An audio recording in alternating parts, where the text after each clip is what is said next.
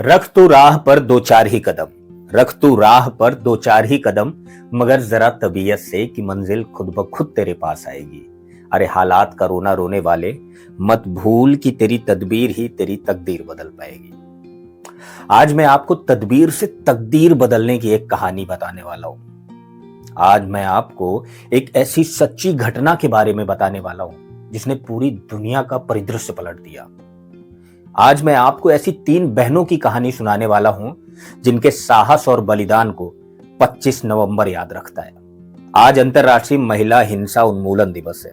आज मैं उसी के बारे में आपसे बात करने वाला हूं। दरअसल ये दिन क्यों मनाया जाता है, उसके पीछे की वजह क्या है? दरअसल इसके पीछे एक बड़ी कहानी है। डोमिनिकन गणराज्य में रहने वाली तीन बहनों ने कुछ ऐसा किया था जिसे आज भी याद किया जाता है। मीराबल बहनें पार्टिया, मिनर्वा और मारिया तेरेसा डोमिनिकन गणराज्य की तीन निडर और साहसी महिलाएं थीं, जिनकी जिंदगी और संघर्ष ने दुनिया भर में महिलाओं के अधिकारों और स्वतंत्रता के संघर्ष को प्रेरित किया था। उनकी कहानी आज भी प्रेरणा का स्रोत है। हमारे जहन में, हमारे दिलों में उनकी वो निडर कहानी आज भी गूंजती है। क्या हुआ था मीराबल बहनों के साथ, उसे जानने के लिए मैं आपको पूरी दास्तां बताता हूं। दरअसल मीराबल बहनें एक मध्यम वर्गीय परिवार में पली बढ़ी थी। मीराबल बहनों का जन्म एक मध्यम वर्गीय परिवार में हुआ था। उनके पिता एक साधारण से व्यक्ति थे, लेकिन वो अपनी बेटियों पर विशेष रुचि रखते थे। अपनी बेटियों को आए दिन, हर दिन रोज नई नई कहानियां सुनाते थे, समाज के प्रति प्रेरित करते थे, सच्चाई और अच्छाई के बीच की दूरियां बताते थे। उस समय तानाशाह राफेल त्रिहोलू का शासन था, जो अत्याचारी और निरंकुश शासक था। उसने अपनी सत्ता को बनाए रखने के लिए लोगों को दबाया, लोगों पर अत्याचार किया, लोगों को तरह तरह की प्रताड़नाएं दी। लेकिन उस वक्त इन तीनों बहनों ने उसके खिलाफ अपनी आवाज बुलंद की, और तब उन्होंने क्या किया उसकी कहानी मैं आपको और आगे बताता हूं। मीराबल बहनें त्रिहोलू शासक के खिलाफ अपनी आवाज बुलंद करने लगी, उनकी दमनकारी नीतियों का पुरजोर से विरोध करने लगी। धीरे धीरे सारे लोग उन्हें ला मारीपोसा के नाम से जानने लगे। ला मारीपोसा का मतलब होता है तितलियां। जैसे तितली एक छोटी सी और सुंदर चीज होते हुए भी अपने वजूद से संसार को प्रभावित कर सकती है, वैसे ही ये तीनों बहनें अपने वजूद से उस शासक को परेशान करने लगी। मीराबल बहनों ने अपने संगठन को एकत्रित किया, वो लोगों की आवाज बनने लगी। धीरे धीरे 14 जुलाई को एक बड़ा आंदोलन बन गया। गुप्त रूप से त्रिहोलो शासन के खिलाफ योजना बनानी शुरू कर दी गई।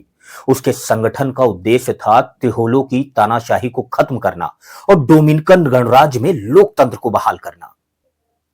तीनों बहनें तरह तरह के जोखिम उठाती थीं। वो जानती थी कि संघर्ष से ही उन्हें त्रिहोलो से आजादी मिल सकती है। 25 नवंबर 1960, ये दिन आज भी कोई नहीं भूलेगा। 25 नवंबर 1960 को त्रिहोलो शासन के गुंडों ने मीराबल बहनों को पकड़ लिया। बहनों को पहले गिरफ्तार किया गया, फिर उनकी क्रूरता से हत्या कर दी गई। उन्हें कार में बंद करके एक पहाड़ी इलाके में ले जाया गया और वहां पर उनकी हत्या कर दी गई। हत्या को एक दुर्घटना के रूप में पेश कर दिया गया, लेकिन इतना तो स्पष्ट हो गया था कि कोई एक्सीडेंट नहीं, बल्कि सोची समझी साजिश थी। मीराबल बहनों की मौत के बाद पूरे देश में हड़कंप मच गया। देश भर में इसका गहरा असर हुआ। उनके साहस, संघर्ष और बलिदान को लोगों ने याद किया और वो जल्द ही स्वतंत्रता और लोकतंत्र के प्रतीक बन गए। उनकी याद में 25 नवंबर को अंतर्राष्ट्रीय हिंसा विरोधी दिवस मनाया जाने लगा। अगर आपको लगता है कि महिलाएं पूरी तरीके से सशक्त हो गई हैं, वो पूरी तरीके से स्वच्छंद हैं, आजाद हैं, तो इस दिन को मनाने की आपको कोई जरूरत नहीं है। लेकिन अगर आपके जहन में सवाल आज भी उठता है और आप चारों तरफ अपनी नजरें दौड़ाते हैं, अगर अखबारों को पढ़ते हैं, टेलीविजन को देखते हैं, तो आपको पता होगा कि महिलाओं के साथ आज भी किस तरीके की ज्यादतियां हो रही हैं। तो सबसे पहले हमें खुद के घर से शुरुआत करनी चाहिए। अपनी बेटी, अपनी बहू, अपनी पत्नी, इन सबको सशक्त करने के लिए हमें इनके साथ खड़ा होना होगा, इनके आचार विचार को समझना होगा और इन्हें किसी तरीके से अपनी भी मजबूती देनी होगी। तभी सच मायने में आज का दिन हमारे लिए सफल होगा।